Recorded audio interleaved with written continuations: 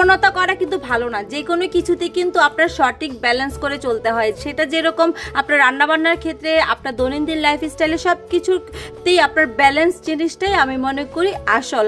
আর এই দিকে হচ্ছে ছিল শুক্রবার, অন্যদিকে বৃষ্টি বৃষ্টি ওয়েদার। বৃষ্টি ওয়েদারে আমার খিচুড়ির থেকে কিন্তু তেহারিটা বেশ ভালো লাগে। আসসালামু আলাইকুম, সবাই কেমন আছেন? অনেক দিন পরে একটা ছোট্ট ডেইলি ব্লগ নিয়ে আবারও চলে আসলাম। যেহেতু শুক্রবারের ব্লগ, তো সকালবেলা একটু ঘুম থেকে দেরি করে ওঠা হয়, জানেন একটা এলোমেলো ব্লগ থাকে, পাতিল হাড়িও একটু গুছানো না, এটা আপনারা ক্ষমা সুন্দর দৃষ্টি থেকে দেখবেন। তো এই তো এদিকে হচ্ছে আপা রুটি সেঁকতেছে, আর আমি তারপরে তাড়াতাড়ি করে আগে হচ্ছে কাবাবের মাংসটা বসিয়ে দিয়েছি। আসলে আমরা অনেক সময় কৃপণতা করতে চাই, আসলে কৃপণতা না, অনেক সময় হয় কি আপনারা দেখবেন আমরা হয়তো অনেক বেশি মাংস দিয়ে হয়তো বিরিয়ানি খাই বা অনেক বেশি মাংস দিয়ে কাবাবটা করি। অনেকের ফ্যামিলিটা বড় থাকে বা অনেকে চাইলেও কিন্তু পারে না, ঠিক আছে? তো সঠিক ব্যালেন্স জিনিসটাই হলো মেন, কৃপণতা কিন্তু না। তো আমি কি এখানে ব্যালেন্স করতে গেলাম না কিপটামি করতে গেলাম ভাই, আমি নিজেও জানলাম না।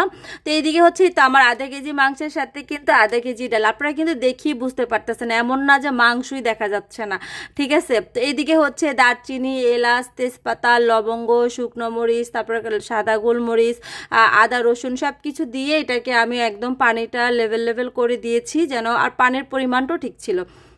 তো ওইটা কইচুলে বসিয়ে দিয়ে আমি হচ্ছে বিরিয়ানিটা বসিয়ে দিয়েছি, মানে তেহারিটা। শুক্রবারে মানে সিম্পলটাই সব সময় আমার মনে হয় সব বাসায় করা হয়, সিম্পলের ভিতরে মজার খাবার। আর বৃষ্টি ওয়েদারে আমার কাছে খিচুড়ির তুলনায় আমার কাছে কেন যেন তেহারিটা বেশ ভালো লাগে। আর ইদানিং আমার বাসায়ও মানে বাচ্চারাও খিচুড়ি খেতে চায় না, আমার হাজব্যান্ডও খেতে চায় না, আমার নিজের কাছেও কেন যেন ভালো লাগে না।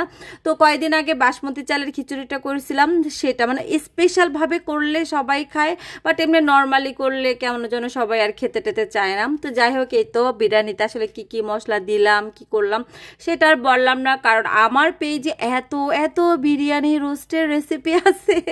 তো এই তো মশলাটাকে ভালো মতো কষিয়ে তারপরে আমি হচ্ছে একটু সামান্য পানি দিয়েছি, মাংসর থেকেও পানি ছাড়বে। আমি আর এই মানে তেহারির ইয়েতে আর কোনো পানি দিব না, যদি পানি দিই তাহলে কিন্তু আমার এটা পানসে হয়ে যাবে। যদি কারো লাগে দিবেন, তবে পানি ছাড়াই যদি এটাকে এই পানিতেই যদি আপনারা হচ্ছে রান্নাটা সেরে ফেলতে পারেন, এটা দেখবেন আমাদের মা চাচিরা বলেন, সবাই কিন্তু আমরা জানি, মানে এক ঝোলের মানে পানিতে যদি রান্নাটা শেষ করা যায়, সেই রান্নার টেস্টই আলাদা। দেখেন মাংসটা রান্নাটা এত সুন্দর হয়েছে, কালারটা দেখিয়ে কিন্তু বোঝা যাচ্ছিল অনেক ইয়াম্মি। তো যাই হোক, এটাকে এদিকে বসিয়ে এদিকে আমার খালাকে দিয়েছি। দেখেন যখন বাড়তেছে তখনও কিন্তু ঠিক ছিল। আসলে মূলত ঝামেলাটা হয়েছে আমি যখন সরে গেছি, আমার এই আপা হচ্ছে শেষের গুলাকে পানি দিয়ে বাড়ছে, মানে শেষের নিচে ছিল তো এমনিতেই একটু ডালের পরিমাণটা যেহেতু বেশি হয়েছে, আর ওই যে পানি দেওয়াতে আর আপনার এটা আঠালোটার হয় না, ছেড়ে গেছে। কি আর কাহিনী ভাই, এগুলা নিয়ে আমার যা অবস্থা। শুক্রবার দুপুরবেলা সে 3টা বেজে গেছে, মেজাজ গেছে গরম হয়ে। লাস্টে আমি কি করছি জানেন, এই যে এত কষ্ট করে প্রায় 100-র উপরে হয়েছে, আরও ছিল, সেগুলো তার দেখাই নাই। দেখেন কতগুলা বল ভর্তি। এটা যখন ভাজতে গেছি তখন সব ছেড়ে গেছে, তখন আবার ফ্রিজ থেকে সব বের করে আবার সব কিছু মাখিয়ে নর্মাল ফ্রিজে রেখে দিছি, যে পরের দিন মাথা ঠান্ডা করে যা করার করব। আর যা করার কি করছি সেটা তো গতকালকে শর্টস আপনাদের সাথে শেয়ার করছিলাম।